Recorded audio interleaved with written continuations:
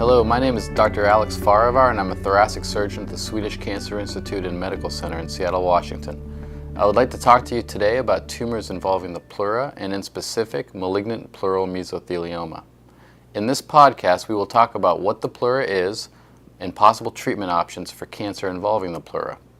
With respect to anatomy of the pleura, each lobe of the lung is covered by a double-layer sac that we term pleura. This covers the lung, it lines the chest wall, diaphragm, and mediastinum. We call the layer that covers the lung the visceral pleura. We term the layer that covers the chest wall the parietal pleura. Pleura also lines the diaphragm as well as the pericardium, the sac around the heart. The space between the two pleural layers is termed the pleural space. There are approximately 2,000 to 3,000 new cases of primary cancers of the pleura or malignant pleural mesothelioma that are diagnosed each year in the United States. We know that remote exposure to asbestos is a risk factor for developing mesothelioma.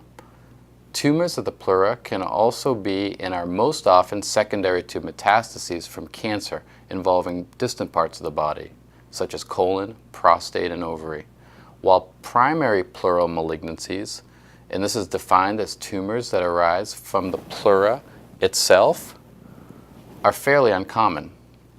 Therefore, physicians tend to have a difficult time making the initial diagnosis of mesothelioma. We continue to learn more about malignant pleural mesothelioma with respect to the diagnoses, management, and possible treatment options. We now know that for a subgroup of patients, multimodality therapy, or the combined use of chemotherapy, radiation, and surgery, is associated with better outcomes than the use of any single one of those treatment options alone. Therefore, survival of our patients with mesothelioma is beginning to improve. Up to 80% of cases of mesothelioma are associated with asbestos exposure. The remaining cases can be related to family contact as well as non-asbestos type causes. People most often are diagnosed with mesothelioma in their 50s to 70s, and males are affected more often than females.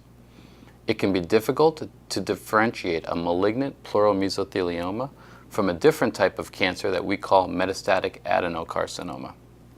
These are two completely different types of cancer with vastly different treatment options. As I mentioned before, pleural tumors are more frequently metastatic cancers than mesothelioma, and so we utilize many different tests to accurately make that distinction. It is crucial that we have enough tissue sample or a large enough biopsy specimen to adequately characterize not only the tumor as a mesothelioma, but also to distinguish which subtype of mesothelioma we have. In specific, epithelioid, sarcomatoid, or mixed. Epithelioid mesothelioma is the more favorable subtype of mesothelioma and carries a greater chance of survival after surgical and multimodality therapy. Sarcomatoid mesothelioma is composed of spindle-shaped cells, and these tumors tend to have a less favorable outcome. Part of the difficulty in making a diagnosis of mesothelioma are the subtle symptoms that a patient exhibits. Dyspnea, or difficulty with breathing, is the most common symptom, and that is usually due to the presence of a pleural effusion, characterized in blue. This accumulates in the spaces between the visceral pleura and the parietal pleura, in between the lung and the chest wall. Chest pain can also be common. Other symptoms include cough, loss of appetite, weight loss, night sweats, and even hemoptysis, or spitting up blood. On physical exam, there may be decreased breath sounds on the affected side. There can also be a mass in the chest wall, and this could be painful. There are a number of radiologic tests that we order while trying to establish the diagnosis. The stage, which tells us how advanced the cancer may be, and determine if surgery is feasible and in the best interest of the patient. CT scans of the chest are usually one of the first tests that we order. It is readily available and it provides some very useful data. PET scans help determine if there's any suggestion of disease in the other lung, in the abdomen, or in other areas of the body. At times, MRI can suggest invasion into the chest wall, mediastinum, or across the diaphragm into the abdomen. This usually indicates that surgery would not be an option that would benefit the patient. All the information we gather, including CT, MRI, PET, as well as histology from the tissue biopsy, is used to gain a better idea of the anatomy of one's mesothelioma and whether surgery will be of potential benefit for the patient. The first invasive test used in an attempt to make a diagnosis of mesothelioma is typically a thoracentesis, or when fluid is removed from the pleural space. A thoracentesis is the use of a small catheter to drain pleural fluid that is sent for analysis to a pathologist to see if cancer cells are indeed present. It is not uncommon that the pleural fluid is analyzed and does not indicate a diagnosis of mesothelioma or even cancer at all, even if cancer is present in that space. Oftentimes, the next step is the use of a CT scan to guide a pleural biopsy.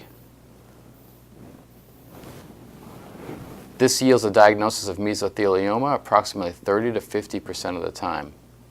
Better, but still not great with respect to making a definitive diagnosis of mesothelioma. Lastly, an operation can be performed, usually through a single small incision in the chest wall. A videoscope is introduced into the pleural space and multiple biopsies are taken of the pleural surfaces. This is often a diagnostic intervention that results in a definitive diagnosis of malignant pleural mesothelioma. At this point, the patient typically is referred to a thoracic surgeon with experience in treating patients with mesothelioma. As is true with any cancer we treat, we stage every patient with mesothelioma. In other words, we determine how advanced we believe the cancer to be when we attempt to determine the best treatment option possible. We utilize all the data available to us, including the CT, PET-CT, MRI, tissue biopsy, and eventually a day procedure in the operating room called a cervical mediastinoscopy. This is a procedure where a small incision is made at the base of the neck and mediastinal lymph nodes are biopsied. We now know that if the mediastinal nodes are negative for cancer, meaning no cancer is present, that these patients live longer than if the nodes are involved with cancer. If we suspect the possibility of mesothelioma existing in the abdomen, we may perform a laparoscopy to assess. This involves going to the operating room where a small incision and cameras are used to obtain tissue to prove the presence or not of mesothelioma in the abdomen. There are two operations that thoracic surgeons may consider performing for patients with mesothelioma. These are named pleurectomy and decortication or extrapleural pneumonectomy. Pleurectomy and decortication is a surgical procedure that involves removing both the visceral and parietal pleura. This leaves the lung in place. This can be a potential option for patients with very minimal or very advanced disease. An extrapleural pneumonectomy is the complete removal of the lung with its visceral pleura, the parietal pleura, the diaphragm, and the sac around the heart, termed the pericardium. We then reconstruct both the pericardium as well as the diaphragm using prosthetic material. We believe extrapleural pneumonectomy to be the better choice for people who are strong, are younger, or who have more bulky disease. There is no gold standard therapy for mesothelioma. Your treatment plan depends on the anatomy of your tumor and your overall status. Sometimes chemotherapy is done before surgery. Our thoracic group from Swedish has a recent publication describing our treatment philosophy and results in patients with mesothelioma treated with chemotherapy first, followed by surgery and then radiation. Patients with mesothelioma are better managed in centers where there is experience in treating this type of cancer, as well as with the complex surgical procedures required for removal of the entire tumor. Only by centralizing the care for the small number of new patients with mesothelioma seen every year to a limited number of medical centers can we continue to study, learn, and improve outcomes for our patients fighting this cancer. In the past, mesothelioma was considered to be a disease that could not be treated, in which only pain management should be offered. We have come a long way from those days. We now know there are interventions that can help certain patients live longer and more comfortably.